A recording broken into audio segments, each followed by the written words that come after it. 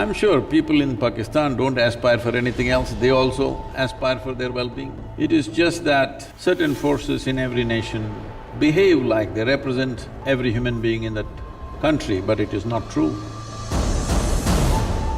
The political leadership can only set agenda, can only make policy, but the real nation happens depending upon how the business will buzz in this country. Well, this is a rags to riches story, but still consciously remains in rags. How many people can do this? There is no such thing as this is my life and that is your life. This is a living cosmos.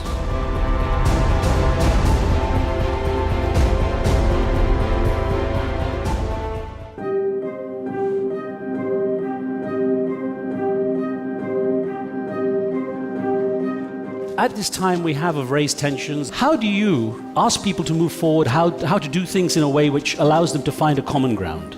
When we invest in problems, problems multiply. It would be wise to invest in solutions. But in a democratic nation, when you take everybody's opinions and emotions and considerations, it's very difficult to move in any one direction. But I feel this wouldn't be a very difficult problem to solve if there is an abstinence from daily violence that's unleashed in the form of terror.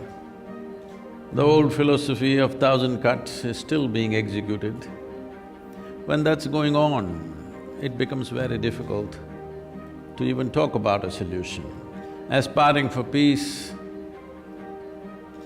is definitely in everybody's heart, but when it is being declared by the proponents of this violence very clearly, our goals are not geographic.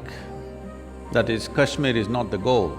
Once we liberate Kashmir, we will liberate the rest of India. When these things have been clearly stated, I don't see how you can talk with the same people endlessly peace because it's ridiculous. So I feel the region has to make efforts to bring an economic prosperity. I think if the rest of the countries show economic prosperity, I'm sure people in Pakistan don't aspire for anything else, they also aspire for their well-being. It is just that certain forces in every nation behave like they represent every human being in that country, but it is not true. You should see the bonhomie that Indians and Pakistanis have outside the country when they're outside that region.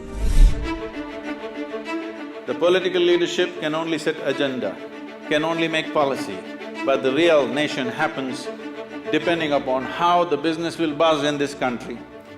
Well, I know there are difficulties, I know there are challenges, there are problems of corruption, there are problems of variety of things, roadblocks all over the place, but this is our time. We can talk about glorious past, it doesn't matter. This is our time on this planet. Whether we will make this the greatest time in history of humanity or we will make it the worst time is all in our hands. There are many challenges, there are ecological challenges, there are nourishment challenges, there are organizational challenges, there is investment challenges, but the possibility is so big that these problems look small in terms of what is possible for this nation.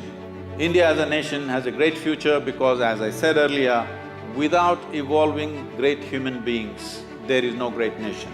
This has been our strength. We have never been a very organized process, but individual genius always unfolded in this country because we did not believe anything. We were always seekers. This is not a religion, this is understanding the intelligence of ignorance, understanding that the phenomena of life is always on full fire if you are in a seeking mode. If you come to your believing mode, you settle down. But when you're in a seeking mode, you're continuously on fire. So this fire we have exhibited for thousands of years, we should not lose this fire because this is where our growth is, this is where our future is. When we look at Sadhguru riding a bike, flying a plane, playing golf, mentoring CEOs or collaborating with CEOs of the companies. They feel that because योग में तो ऐसा नहीं है. On the other hand, when they see Baba Ramdev, being someone who's discussed, and I've been in so many meetings where he is discussed as someone who's a strategic mind of how marketing should be done in today's India, and he's found an innovative way of doing it. And there is, of course, his company is a case study. Is there a contradiction at all, or there is none between this yoga and bhog? Certain people think either yoga or the spiritual process or spirituality is some kind of a disability. That's their understanding, unfortunately. If spirituality is a disability, we should ban it immediately. Why practice a disability? Spirituality is a way of empowering yourself in such a way that we can enhance life to a point where other people will think it's superhuman.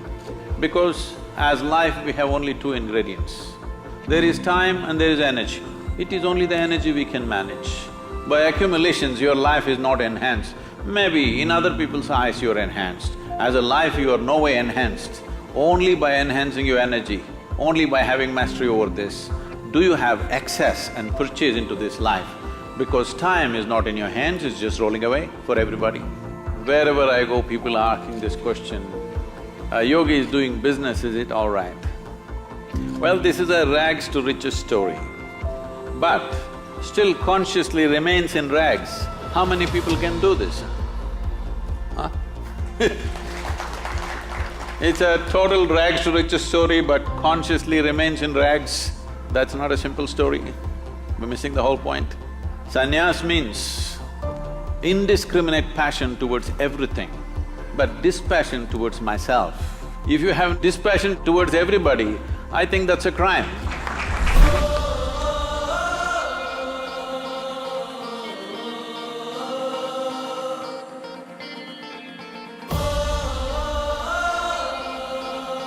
My question is, how do I see or understand Adiyogi as a Swayambhu, which is self-born, and Aja as unborn, since both are contradictory?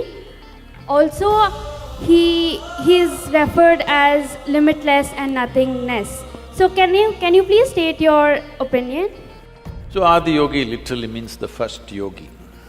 A yogi means who consciously obliterated all boundaries around him. This is my body, that's your body. This is my mind, that's your mind. But I want you to understand, there is no such thing as this is my life and that is your life. This is a living cosmos. If you identify with the fundamental life process, it's not here, it's just happening all over the place. So in that sense, we are saying he is limitless, because he is not sitting there as a body, nor is he sitting there as a psychological structure. Both these things are outside influences on you. About him being a Swayambhu, it means that he is self-made, everything that he is. See, today you're sitting here, you may not be conscious, but your father, mother, your grandparents and their grandparents and their grandparents, if you go 100,000 generations, all of them are in some way living through you. What you call as myself right now is not you. It is a consequence of a huge amalgamation of memory. A little bit you have added your character to it, but rest of it is all come to you from somewhere else. So when we say a Swayambhu, because he is no way using his ancestry, no way using the faculties or the memories of the body, he has placed himself above that. He is completely himself, not a consequence of history, not a consequence of genetics, but he's all by himself. So we call him, he's totally self-made, or he's a Swayambhu.